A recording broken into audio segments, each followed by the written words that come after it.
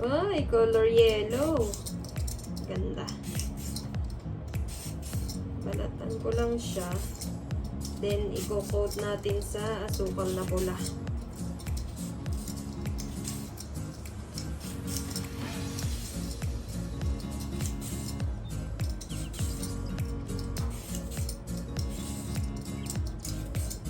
Mukhang masarap to. Kulay dilaw. Dilaw nga ba yun? Orange. Yung iba sa Philippines, mostly, ang nakukuha ko kulay violet. Ewan ko dito sa Kuwait, bihira ako makakita ng violet. Puro ganito. Ganitong kulay. Hindi ko alam kung dilaw ba to o pink or orange. Pero ang balat naman niya is parang violet siya. Pero sa lasa, pareho din naman. Pareho naman sa Pilipinas.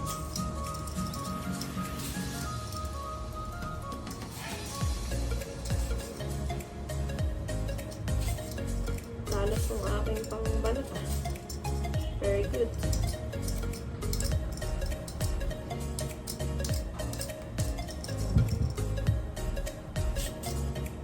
Tatlo na lang natira. Nilaga na ni Mami yung tatlo kahapon.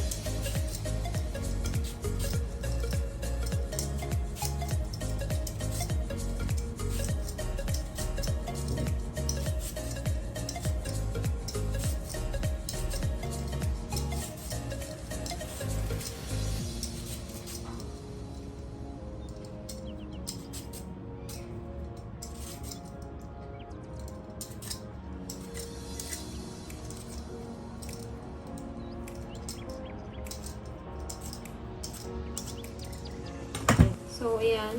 Nahugasan ko na siya. Dry lang natin.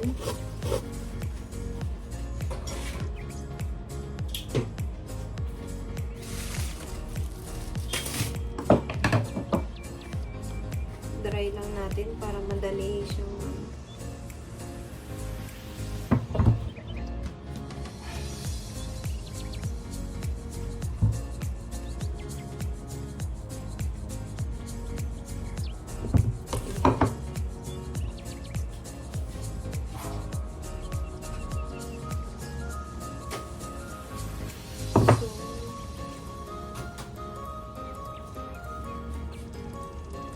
gayatin ko na siya, guys.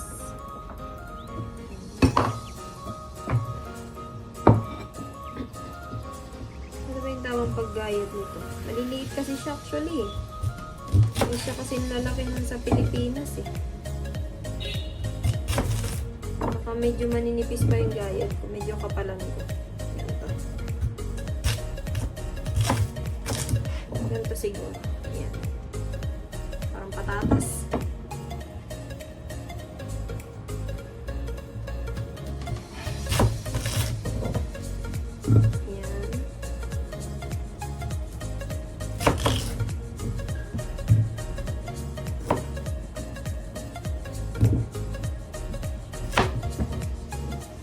Tanggalin lang natin yung medyo dulo.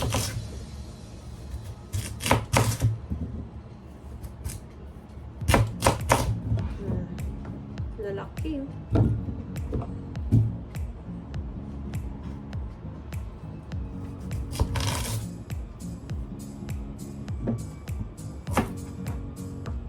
Okay na siguro to.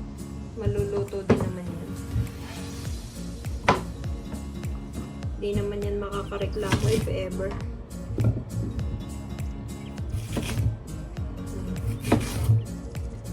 Ito malambot siya, malambot. Maganda siyang hiwain in fairness.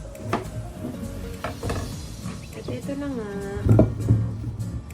Ay. Simulan na natin ang pagluluto.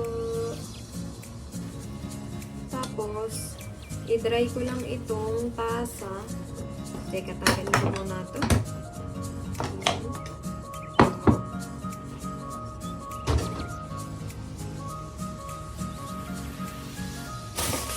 Ilalagay ko na itong ating dark brown sugar. Kunti na kasi kunti lang naman yung ating lulutuin.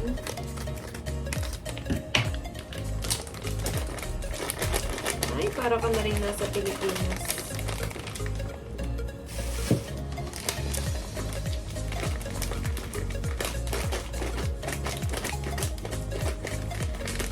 Ba't kaya ganito itong asukal na pula ba? Yan, ready na ang ating brown sugar at ang ating kamote. At dahil mainit na ang ating kawali, lagyan na natin siya ng mantika.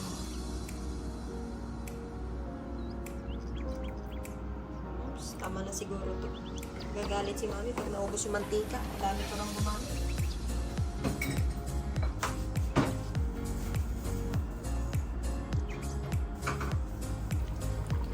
Ayan guys, so haluin ko pa siya.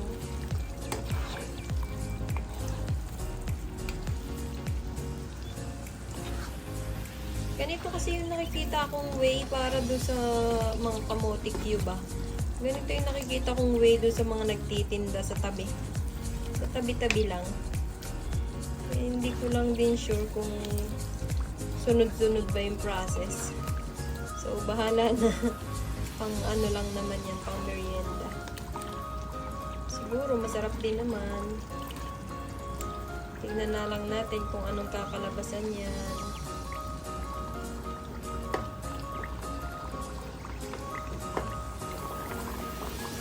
Ayan na, medyo pumupula-pula na siya guys.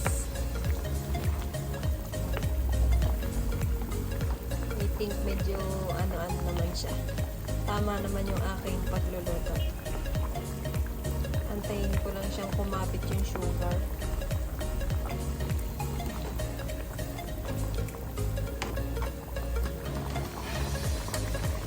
Ayan na. Kumukulo-kulo na siya.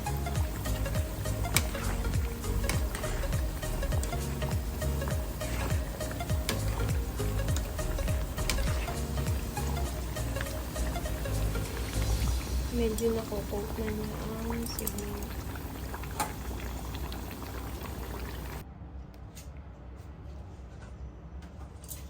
Ayan ang kinalabasan niya guys, oh. Okay, tutuhugin ko pa rin yan para magmukhang kamote cute talaga. Ay, pero malambot na siya, malambot. Hindi pwede. Tikman ko nga.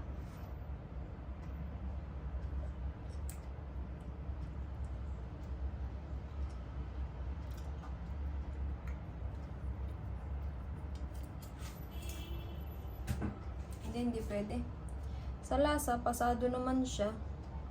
Pero, hindi masarap.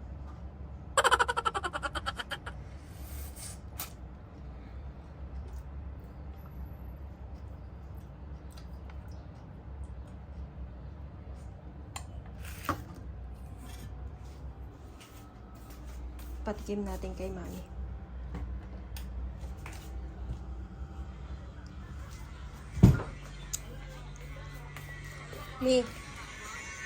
Nagsubok-subok na naman ako ng kabaliwan. Hindi naman masarap. So, hindi ka mapigil sa kakaano eh. Kaya nga yung mukha mo nagkakaganyan eh. Umarap ka na naman sa kanan. Sana mawala na tong allergy ko.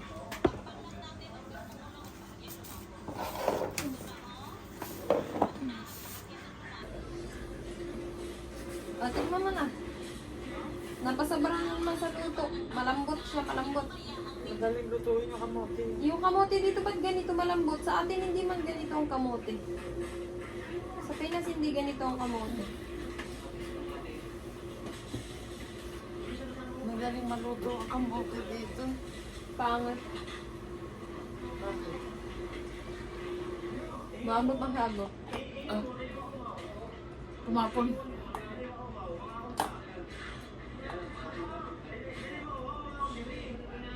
Ba't kasi tinidor na lang?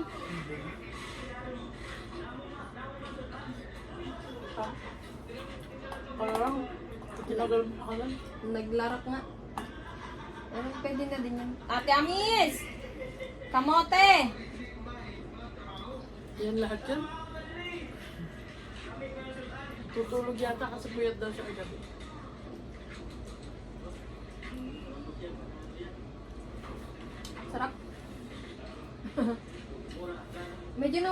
na naman na siya. Pero sobrang katinan sa tenga ko. May araw na sobrang kati, may oras.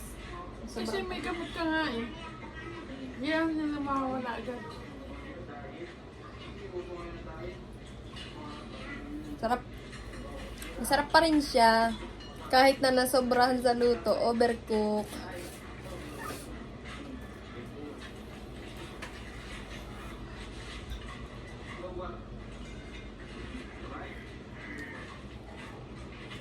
Mainit.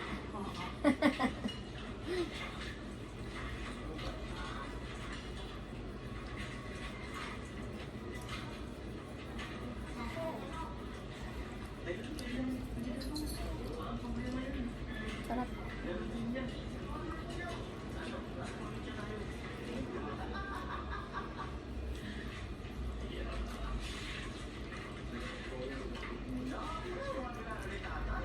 Nangyayari ang bahay mo. Sobrang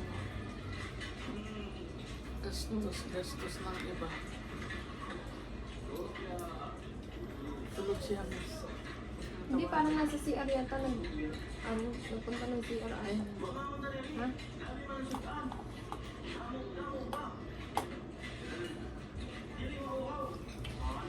Ito sa'yo. Hindi, okay na to. Kamote! Kamote? Nilagyan ko ng asukal. Sige, Moya. Magsalin mo na. O, sige.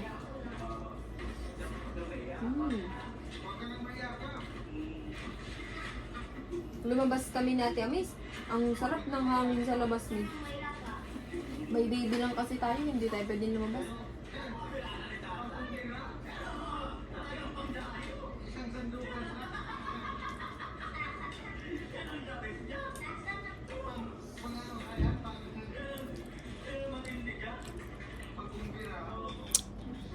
Kahit na hindi masarap yun, kakainin pa rin namin kasi sariling luto.